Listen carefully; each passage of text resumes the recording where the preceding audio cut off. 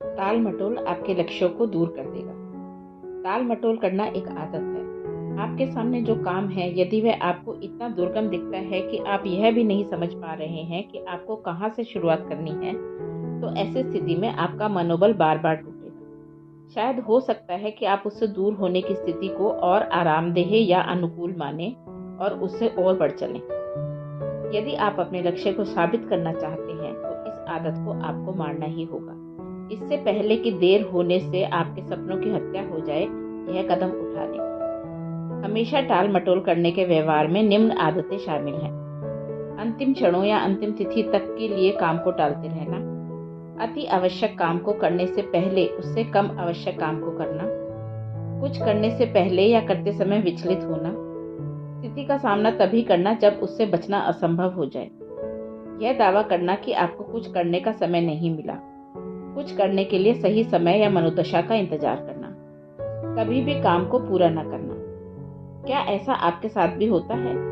टाल मटोल में वे चीजें रुक जाती हैं जिनमें काम करने की आवश्यकता है। हम में से कुछ लोग उन चीजों को छोड़कर वह सब कुछ करते हैं जिसकी हमारे लक्ष्य को पूरा करने के लिए आवश्यकता होती है। उदाहरण के लिए, जब एक अंतिम तिथि से पहले कोई लेख लिखने की आवश्यकता है, तो ऐसी स्थिति में एक आलसी व्यक्ति पहले इंटरनेट पर इधर उधर सर्फिंग करके अपना कीमती समय बर्बाद कर देगा। हम न केवल छोटे कार्यों के लिए ही, बल्कि बड़े महत्वपूर्ण कार्यों के लिए भी टाल मटोल करते हैं। मेरे दोस्त टोनी का एक मेंटरिंग क्लाइंट मेलकॉम इसका स्पष्ट उदाहरण है। वह अपने सपनों को पूरा करने के लिए किए जाने वाले काम को करने में टाल मटोल करता है। मेलकॉम डरा हुआ व्यक्ति था। वह अपनी आरामदायक स्थिति को छोड़ने के लिए अनिच्छुक था और स्थितियों का अवलोकन आवश्यकता से अधिक करने वाला व्यक्ति था। उसके व्यक्तित्व की इन कमियों ने उसे अपने लक्ष्य को पूरा करने के मार्ग से भटका दिया। मेलकॉम की यह कहानी तब शुरू हुई जब वह टोनी से अपने लक्ष्य व्यवसाय शुरू करने के लिए बहुत ही उतावला था और उसे पूरा करने के लिए उसका सहयोग पाने के लिए पहुंचा। उसके इस लक्ष्य को पूरा करने के लिए उसका पूरी तरह से समर्पण जरूरी था, जिसका अर्थ यह भी था कि उसे अपनी मौजूदा नौकरी छोड़नी पड़ती। मेलकॉम अपने डर को नहीं समझ पा रहा था। उसका डर यह था कि वह किस तरह अपने व्यापारिक विचार से आय अर्जित करे। उसमें आत्मविश्वास की कमी थी। उसे अपनी क्षमता पर संदेह था, जिसमें वह अपनी मौजूदा जीवन शैली को जोखिम में डालकर तकलीफ में नहीं रहना चाहता था। उसने अपने आप से कहा कि उसकी सोच बहुत ही अवास्तविक हो गई है, इसीलिए व्यवसाय करने के अपने विचार को उसने त्याग दिया। जब टोनी ने मेलकॉम के लिए उसके व्यवसाय शुरू करने के लिए रास्ता पूरी तरह से तय कर दिया, तब मेलकॉम को अचानक यह दृढ़ विश्वास हो गया कि उसके पास व्यवसाय करने से संबंधित पर्याप्त जानकारी नहीं थी। उसे लगा कि उसे इसके बारे में और अधिक खोजबीन करने की आवश्यकता है, जिसके लिए और अधिक समय की आवश्यकता है। उसे इस पर विश्वास था, इसीलिए फिर से उसे असफल होने का डर लगा। यदि आप कोई व्यवसाय शुरू करने का इरादा रखते हैं, तो उससे संबंधित शोध करना बेशक एक कठिन काम है। इस तरह से देखा जाए तो मेलकॉम का डर सही भी लगता है, पर समस्या यह थी कि उसके पास सभी आवश्यक जानकारियां उपलब्ध थी। वह बस एक काल्पनिक आवश्यकता के बारे में शोध करने के लिए समय लगने के बहाने को कदम उठाने में देरी के लिए इस्तेमाल कर रहा था। मेलकॉम अपना व्यवसाय शुरू करने के लिए बहुत उत्साही था और उसका मानना था कि इसे संसार को भी लाभ होगा, लेकिन दुर्भाग्यवश उसके अंदर आगे कदम बढ़ाने और शुरुआत करने संबंधी आत्मविश्वास की कमी थी। अपनी योजना के प्रत्येक हिस्से पर कई महीने शोध करने में बिताने के बाद मेलकॉम ने यह निष्कर्ष निकाला कि व्यवसाय का उसका विचार निरर्थक था। उसने उसे त्यागने का पूरी तरह से मन बना लिया। यह जानकर इससे टोनी को झटका लगा, क्योंकि वह मेलकॉम की योजना में छुपी संभावनाओं को देख सकता था और यही कारण था कि वह उसके लिए पूरी तरह से प्रतिबद्ध था। लेकिन यह अंत नहीं था। समय बीतता गया और मेलकॉम अपनी नौकरी से उकताने लगा। अपने लिए दूसरा काम खोजने के बजाय मेलकॉम ने अपने पैसों को पूरी तरह से शोध की गई व्यापारिक योजना में लगाने का निश्चय किया। इस समय उसके पास उसे सफल करने के लिए हर संभव कोशिश करने के अलावा कोई अन्य विकल्प नहीं था। उसे अपने जीवन यापन के लिए आय की आवश्यकता थी। कोई अन्य विकल्प न होने के विकल्प और थोड़ी सी पूंजी के साथ मेलकॉम ने अंततः अपने लक्ष्य की ओर कदम बढ़ाने का निश्चय किया। उसके व्यापार को धीरे धीरे सफलता मिलने लगी।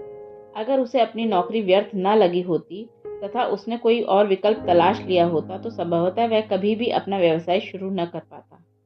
अब मैल्कॉम को यह एहसास हो गया कि वह अपने डर में बंध चुका था और काश वह अपना व्यवसाय पहले शुरू कर लेता।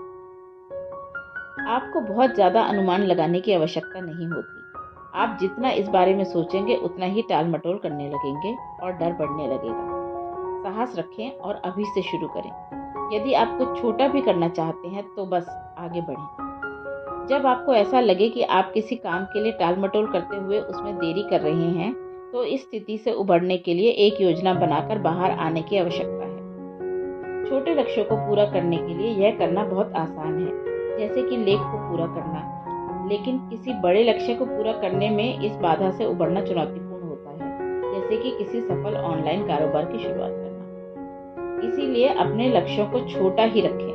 बड़े लक्ष्य अपरिहार्य हो सकते हैं और यह कल्पना करना मुश्किल है कि आप उन्हें कैसा पूरा करेंगे। इसमें छोटे लक्ष्यों को तैयार करना और उन्हें अपने महत्व के अनुसार प्राथमिकता देना बहुत ही प्रभावकारी होता है। यदि लक्ष्य तय करने के बाद भी बड़े दिखें तो उन्हें और भी छोटा कर दें। जब आप छोटे लक्ष्यों को पूरा कर सकते हैं तो आप बड़े लक्ष्यों को पूरा करने में अधिक आत्मविश्वासी हो जाएंगे। यदि आप धन जुटाने संबंधी कोशिश कर रहे हैं तो इसे अपनी वांछित राशि के एक भाग को लक्ष्य बनाकर शुरू करें। इसीलिए यदि आपका लक्ष्य 10,000 पाउंड पर काम करने का है तो 100 पाउंड का लक्ष्य बनाकर शुरुआत करें। एक बार 100 पाउंड का लक्ष्य बनाकर गंतव्य राशि पर पहुंचने तक अगले 100 पाउंड का लक्ष्य बनाएं। हमारे शरीर में खुशी पहुंचाने वाले 4 प्रकार के हार्मोन्स होते हैं: dopamine, serotonin, oxytocin and endorphin. Dopamine विशेष रूप से हमारे लक्ष्यों को पूरा करने के लिए कदम उठाने के लिए प्रेरित करता है और जब हम उसे हासिल कर लेते हैं तो यह हमें खुशी महसूस करवाता है। जब हमारे भीतर किसी कार्य को करने के लिए उत्साह में कमी होती है तो इसका मतलब यह है कि हमारे शरीर में डोपामिन के स्तर में कमी है। जब हम बड़े लक्ष्यों को छोटे रूप में तोड़ देते हैं तो आप इस पर काबू पा लेते हैं। आपके हर बार एक लक्ष्य को पूरा कर लेने पर आपका मस्तिष्क खुशी मनाता है, जिसका प्रदर्शन वह डोपामिन की निकासी के द्वारा करता है। इससे आप अपने शेष लक्ष्य के लिए अगला कदम उठाने में प्रोत्साहित हो जाएंगे। यदि आपका अंतिम लक्ष्य समय सीमा में बंधा हुआ है तो यह सुनिश्चित करें कि प्रत्येक छोटे लक्ष्य को पूरा करने की भी एक समय सीमा हो। आप बड़े लक्ष्यों को तभी पूरा कर पाएंगे जब आप छोटे लक्ष्यों को समय पर पूरा करते हैं। यदि आपको कार्यों को टालने की अपनी आदत को छोड़ने में अब भी समस्या हो रही है तो निम्नलिखित तरीकों को अपनाएं। जितना संभव हो लक्ष्य से भटकाने वाले ख्याल से छुटकारा पाएं। यदि इसका मतलब आपके वातावरण को बदलने से भी है तो भी।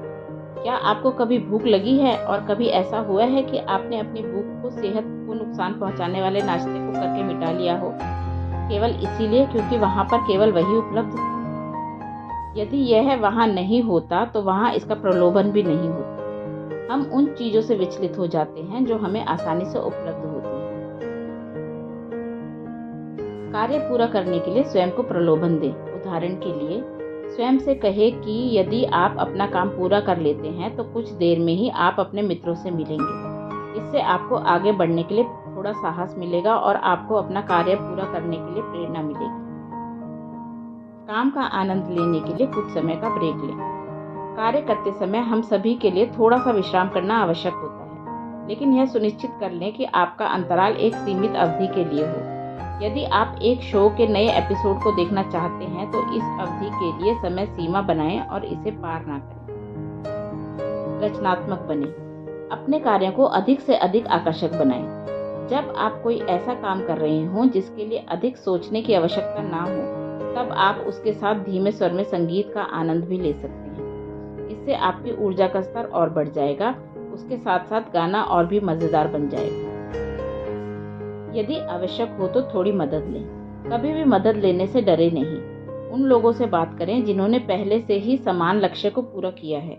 इससे आपको जरूरी प्रेरणा मिलेगी और वे शायद आपको बहुमूल्य मार्गदर्शन भी देंगे। कोई कदम ना उठाने के बुरे परिणामों से खुद को अवगत कराएं। उदाहरण के लिए आप स्वयं से कह सकते हैं कि यदि आज आप जिम नहीं जाते हैं तो पूरे हफ्ते टीवी नहीं देखेंगे। यह सुनिश्चित करें कि आप अपने कथन से पीछे नहीं हटेंगे। यह सुनिश्चित करें कि आप इसके बारे में दूसरों से भी कहें। इस तरह मैं अपने अंतिम लक्ष्य तक पहुंच जाऊंगा। अपनी इच्छाओं को किसी भरोसेमंद दोस्त के सामने प्रकट करें। इससे आपको थोड़ा उत्तरदायित्व प्राप्त होगा। यदि आप अपनी योजना के साथ जुड़े नहीं रहते हैं तो वे जान जाएंगे कि आपको प्रोत्साहित करने के लिए आप पर थोड़ा दबाव भी डालेंगे और सुनिश्चित करेंगे कि आप अपने लक्ष्य को प्राप्त करें।